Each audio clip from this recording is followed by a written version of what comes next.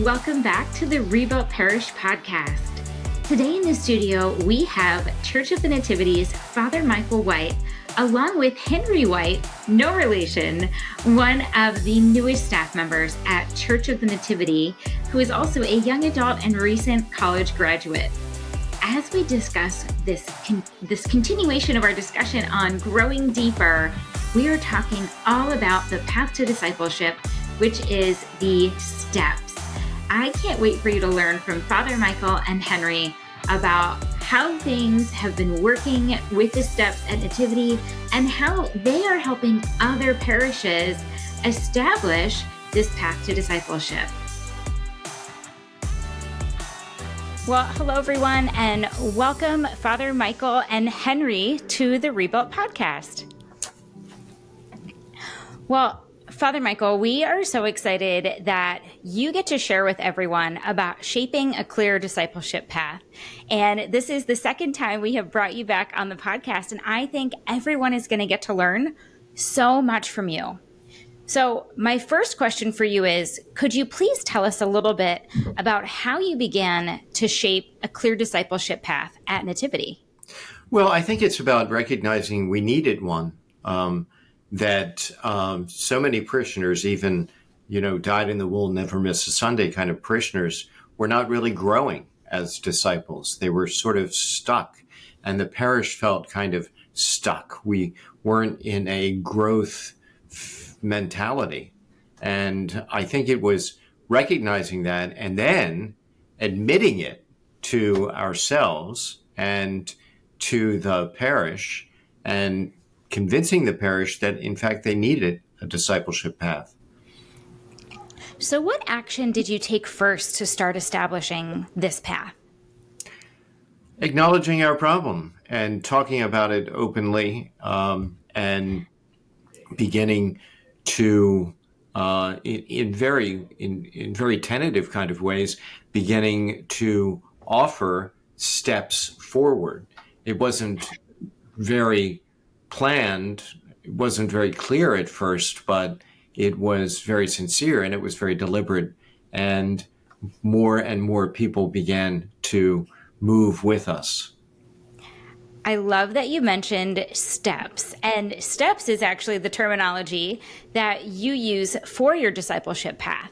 So how did you come up with the steps to discipleship? Step by step. It was a question of discernment and of trial and error and of just moving forward with the best interest of our parishioners at heart. Well, I want to just make a connection here before we get further into you sharing what each one of those steps are. Father Michael, you and Tom recently published a new book that explains each of these steps and helps parishes and individuals alike follow through. Can you tell us a little bit more about this before we dive into the steps? So Henry's got it right there. Yes. Henry's got it at hand. It's called Rebuilt Faith, and it takes the parishioners and potential parishioners and skeptics and unbelievers through each step of discipleship, explaining point by point, day by day, exactly what they're all about. It's a 40-day kind of guide, so it's easily digestible over the course of a month or more. It's so good. And I can tell you, we've had some great testimonials from our partner parishes who have utilized Rebuilt Faith. And I love hearing from the parishes and their parishioners on what they loved about Rebuilt Faith and how it helped them on their own discipleship journey. It's a real practical handbook.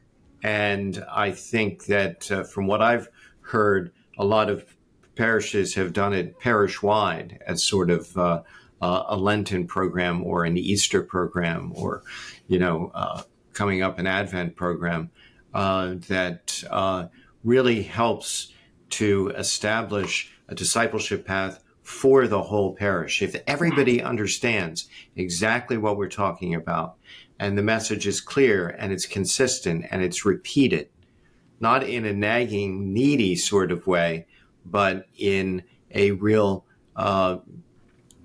charitable way, a way that has the parishioner's best interest at heart. Father Michael, the first S in STEPS is about serving in ministry. Can you tell us a little bit about the importance of this in the discipleship path? Sure. Serving in ministry is essential because it allows parishioners to actively live out their faith in the life of the parish, while at the same time growing spiritually and building a sense of community. Really, nothing builds a sense of community more efficiently and quickly than serving together. It also helps individuals discover and use their gifts to serve others, reinforcing a commitment to discipleship. It's a great first step. One of my favorite questions to ask you when we get the opportunity to talk is, what did it look like at Nativity when you first got there, and how did you make the change in culture? Well, it looked like the priests did all the work and the parishioners were there to be served. It looked like I was their employee and I was the one essential go-to guy for everything from turning on the lights to opening the front doors to, changing the toilet paper in the men's room. Right. It was me or it just didn't happen.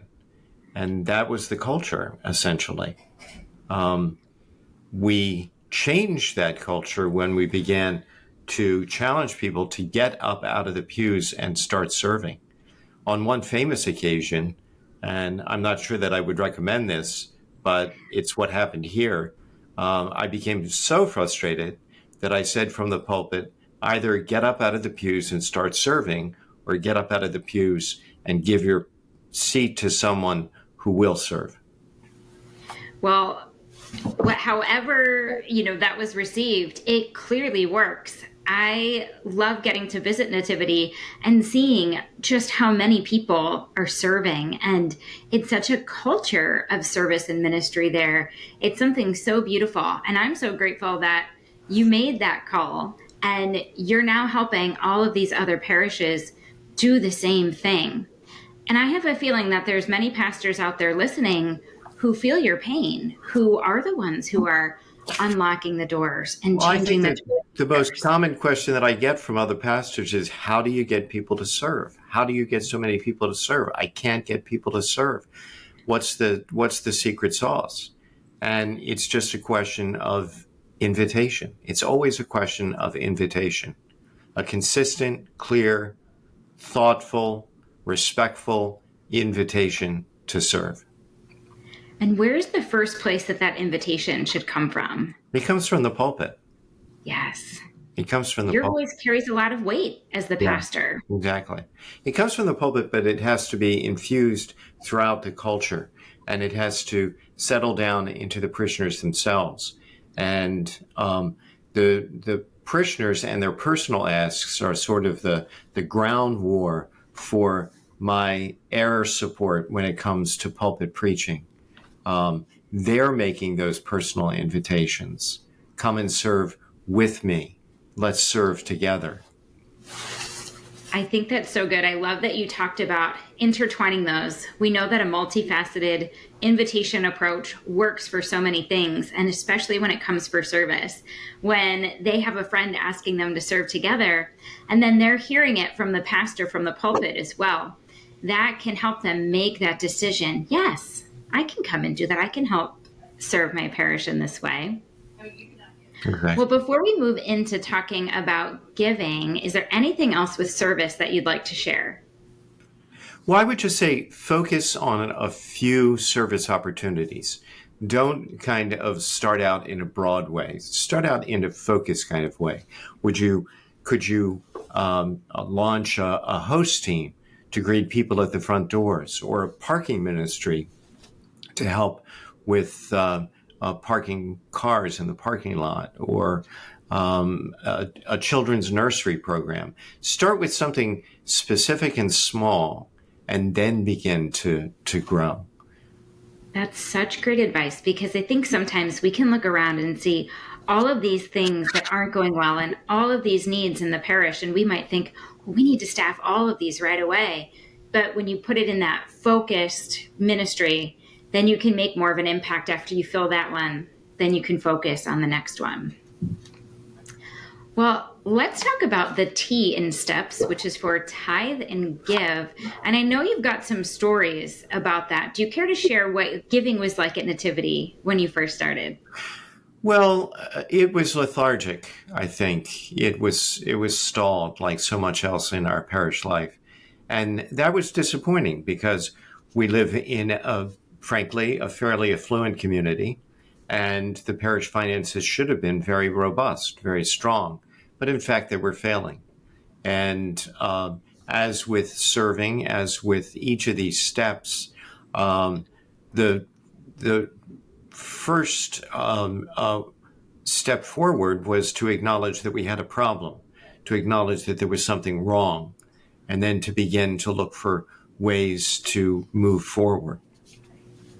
So how did you touch their hearts? How did you show them that giving is not just something that we're supposed to do, but it's something that's an act of worship? Well, tithing and giving are integral to the discipleship path for sure. And acknowledging that is an important point to raise in the life of the parish and to continue to preach in the life of the parish. Not out of need, not out of neediness, not out of desperation, Right. but out of a real sense that Jesus taught us so clearly, where your money is, there your heart goes as well. Yes. And if we're truly going to be worshiping the Lord, that's got to be reflected in our financial giving, in our gifts, in our tithes, and our offering. Can you think of any examples where you've seen a difference in someone spiritually after they became a giver to the parish? I've seen it time and time again, Melissa, that people give in a sacrificial way and they experience blessing in return. It's almost a one-for-one kind of dynamic that goes on. A parishioner recently shared with me a beautiful story of making a very sacrificial gift at Christmas time, just very deliberately, very sacrificially deciding as a couple, as a family, that they were going to make a significant gift at Christmas. And in return, after making that gift, they received exactly the same amount in a Christmas bonus from their work. Wow. That's amazing. Only God could make that happen. That's amazing.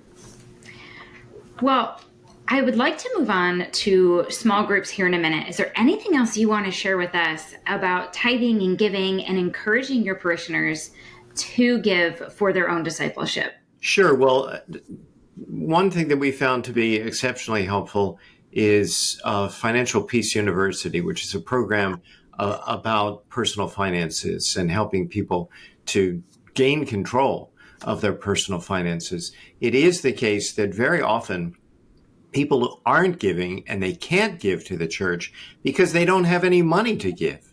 They've already spent all their money before they ever get around to thinking about giving to church. They're so deep in debt that it's impossible to give. So if we can help parishioners climb out of debt and gain control of their personal finances, they're in a position to actually be able to give. That is such a great point. You giving, Henry? I am. Okay.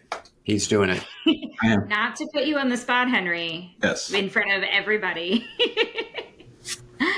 I can't wait to see what blessings come out for Henry from giving. And Henry, I have to say, it's a really unique opportunity you have working in the parish, just coming out of college and learning to give right away. I can't wait to see what blessings happen for you. Do you have any examples so far of any that have come? Yeah, actually, I do. So it's interesting because I just graduated from college. So, like every other recent college graduate, I have student loans. And with that being said, I have a good amount. And, it does say in the Old Testament, and I did this on my own time in private. And this is probably the first time I'm even saying this to anybody, especially Okay. you. And as I was saying in prayer, and I said, all right, God, I know we're not to test you, but in this specific part, you say to test you in tithing. The money that I'm giving, I could very well be putting towards my student loans. Right. However, I'm doing this out of a worship for God. I don't tell anybody about it except you guys right now. And with that, I've experienced a couple blessings fairly quick that I was not expecting. So, yeah. Nice. Amazing. That's amazing.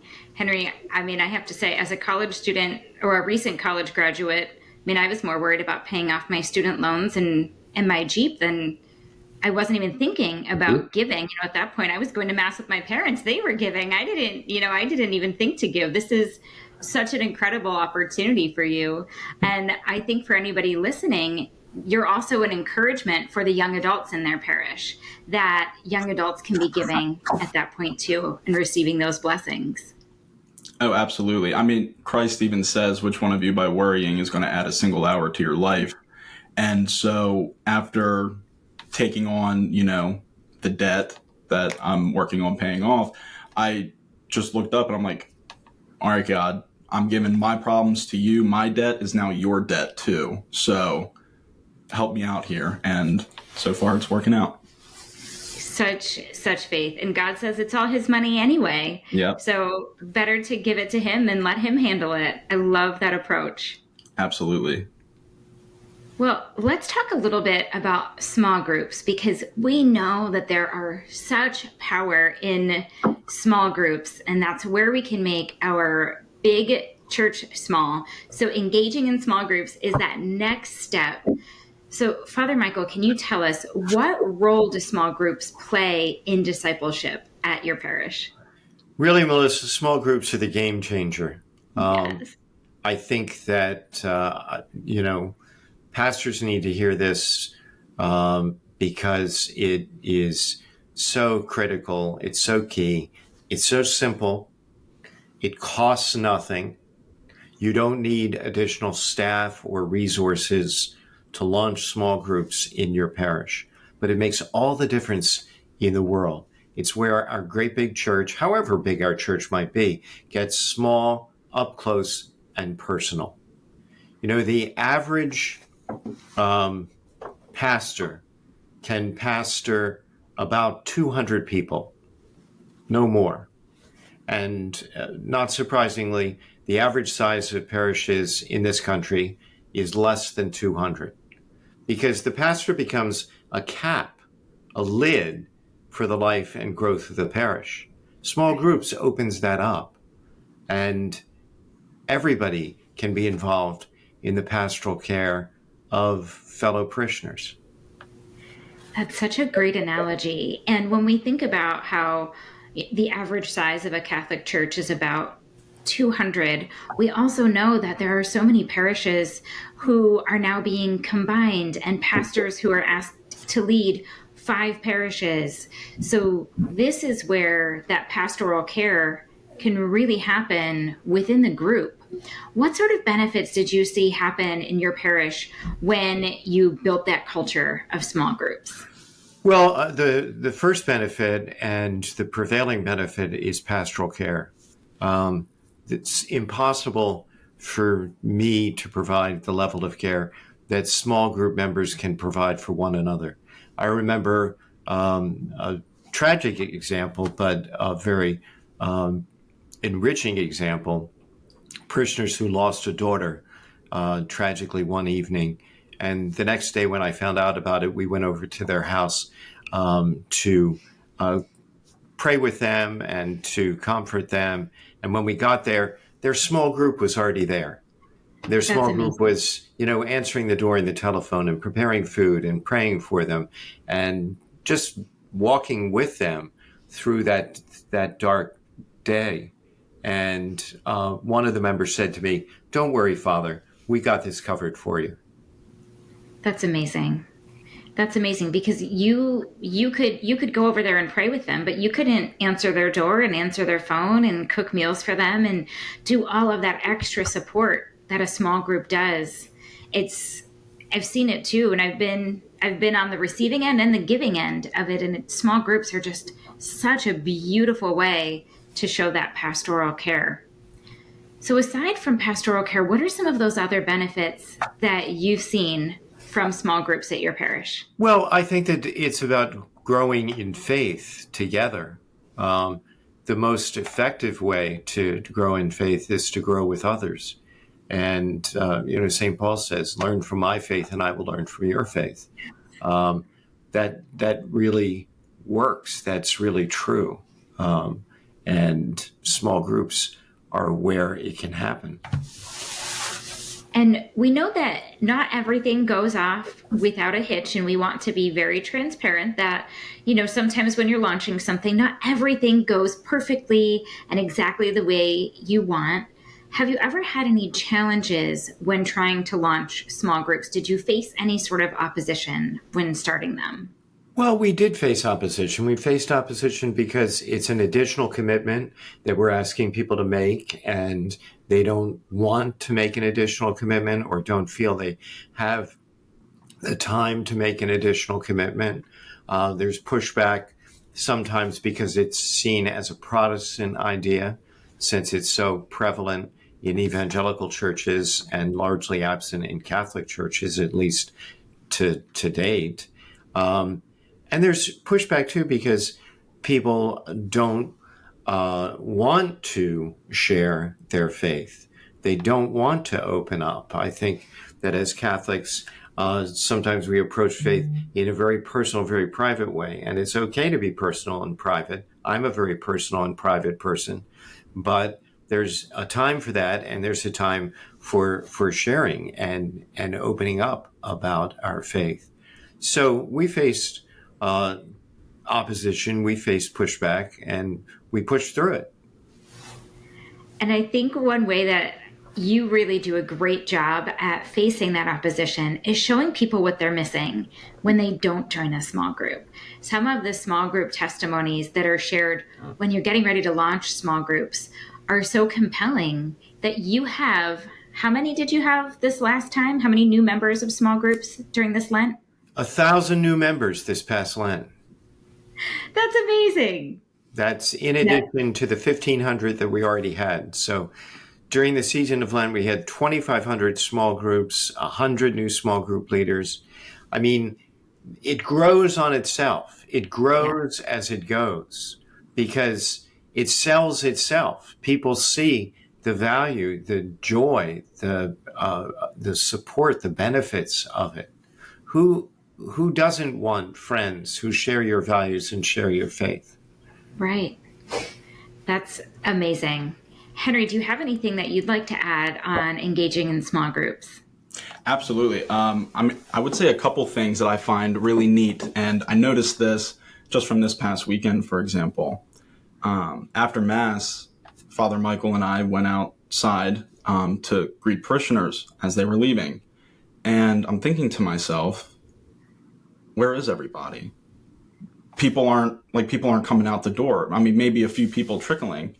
And I look over at Father Michael, a little confused. And it's mainly just because everybody's still within the church, chatting it up, communicating, having a good time. Nobody's making a beeline out the door.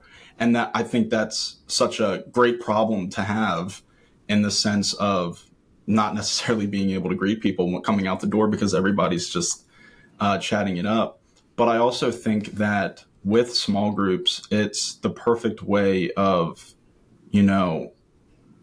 allowing God to maybe take a heart of stone and turn it into the heart of flesh. We all come in at different points. So if somebody comes in at a lower point, you can climb down to that level, talk to them, get them to open up. Then you start to climb up the ladder and bring them up with you throughout the entire process. And that can only really be done within the small groups.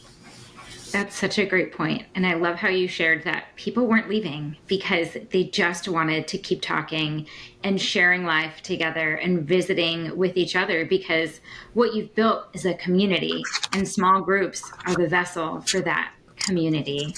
That's incredible. Absolutely. Moving into the P in steps, which is practice prayer and the sacraments, how do you emphasize the importance of daily prayer life with your parishioners? Well, we have a daily devotional that we send out. Parishioners can sign up for it, and we send it out automatically every morning. And one of our priests or one of our pastoral staff offer a brief reading and daily reflection that is essentially a call to prayer. And that reminder, whether you're seeing it at breakfast with your morning coffee, or whether you're seeing it at work before you get started in your daily routine, can be the right incentive to begin the day in prayer and to frame the day in prayer. And that's really what we're challenging people to do, to frame their day in prayer. I love that. And I think we're probably going to have some pastors who want to know, sometimes they like the tactical advice here. How do you make that happen? What does it look like and how is it delivered to people? I actually don't know. Just you could certainly sign up for ours if you wanted to, right? Yeah, absolutely. I think one of the best ways with prayer and the sacraments is, at least for me personally, it's that I know that God's ways are obviously higher than my ways, and I don't know it. I don't know everything. I don't know what God may want me to do, but at the same time, once you give Christ, the throne to your heart, his voice becomes more apparent. You want to pray. You want to examine your day to see where God was working within you. You want to participate in the sacraments, and you just see how beautiful of a gift that God has given us to do those things. I love that. And Henry, I'm so glad that you brought up the sacraments, because I would love for us to talk about how you encourage your parishioners to engage with the sacraments. Well, I think that we approach the celebration of the weekend Mass with great honor and great devotion, and that practice sort of ensures that people are experiencing the sacraments, especially the Eucharist, with great import and great respect. But beyond that, I think we can also look at the whole sacramental life of the parish, whether it's the joyful celebration of First Holy Communion, or seeing hundreds of high school students approach the altar for their confirmation, or long lines of parishioners outside the confessionals on Good Friday or Ash Wednesday. That the life of the parish is a sacramental life. I love that you're talking about those long lines at the confessional too. And I think you do a beautiful job of talking through practicing prayer and the sacraments in Rebuilt Faith. Can you share a little bit with us, just maybe what's one thing that you shared in Rebuilt Faith that you would love for everyone to hear right now? Sure, of course. We recently lost a beloved parishioner, Terry Prokopic, who was a great big part of our parish life. But most of all, and more than anything, she served our Sunday celebration as a host minister, as a greeter, as a Eucharistic minister. And I think more than a lot of people I know, Terry invested herself and her life in the sacramental life of the parish. And it really was an investment. And when it came to this final period of her life and the challenges she faced in terms of her health, she was prepared for those challenges because of the investment that she had made, because of the sacramental experience that she had lived for so very long. That's beautiful. And I love the way that you connected that, where practicing prayer and participating and celebrating the sacraments can help you for as it's time for life end. That's beautiful. Thank you. Well, I would love to talk about sharing the faith, because we know that a lot of parish leaders and pastors are coming to us because their parishes are not growing. That's one of the things that we hear as a pain point for parish leaders, that their parish is getting smaller. How do we bring people in? And the last S is for sharing the faith. Can you talk to us about why this is an essential part of the discipleship path and parish growth? Because it's what Jesus told us to do. It's his final command and commission. Go out into all the world and share your faith to Jerusalem, to Judea and Samaria, and to the very ends of the earth. Nothing could be clearer about our Christian faith. The church, as Pope Paul VI said, exists to evangelize. It only exists to evangelize. That's why we're here, to share the faith. And you're right, you're absolutely right, that in this country, at this period of time, we've reached a kind of critical stage where churches are not growing, at least not automatically any longer. And we have no choice. We are compelled to share our faith. So how do you encourage your parishioners to share their faith? It's simple. We try to make it as simple as possible. It sounds like a very complicated kind of proposal, and a lot of people, especially Catholics, culturally speaking, just shy away from it. But it should be as simple as possible. We talk about invest and invite, just investing in your friends and family members who are not going to church. And all of us at this point in time have plenty of family members who are not going to church, plenty of friends who are unchurched. Investing in them, not in manipulative kind of ways, but in authentic kind of ways, to be present to them, to build friendships with them, to support them, to invest in them in the various ways that you can. And then when you have an opportunity, and you always will have an opportunity, the opportunity will always present itself. And when it does, you invite them. You invite them to church. Whenever people come up to me after Mass and say, "Hi, I'm new," my first question is, how did you come to us? How did you hear about us? What brought you here? And the answer is always the same answer. Someone invited me. That's critical. That is key right there. And when you explain it like that, it seems a lot less scary, because I think as humans, sometimes we have that fear of rejection.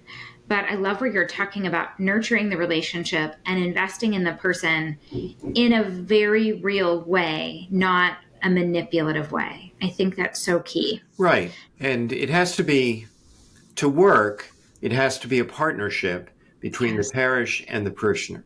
The parishioner is doing the investing and the inviting. The parish, the pastor, has to fulfill their end of the bargain.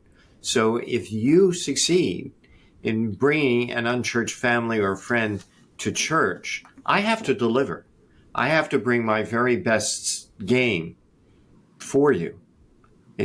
You have to be certain that the experience at church is going to be warm and welcoming and hospitable and gracious. And that's a key point. I was having a conversation with someone from my diocese about a month or so ago, and we were talking about investing and inviting. And he was telling me about, unfortunately, there's going to be some parishes that are closing because that is the reality of what we're facing right now. And I was sad about that. And I said, you must be sad about that too, because, you're trying to also help the churches grow. It must be sad to be closing them. And he brought up a point that changed my perspective on this completely.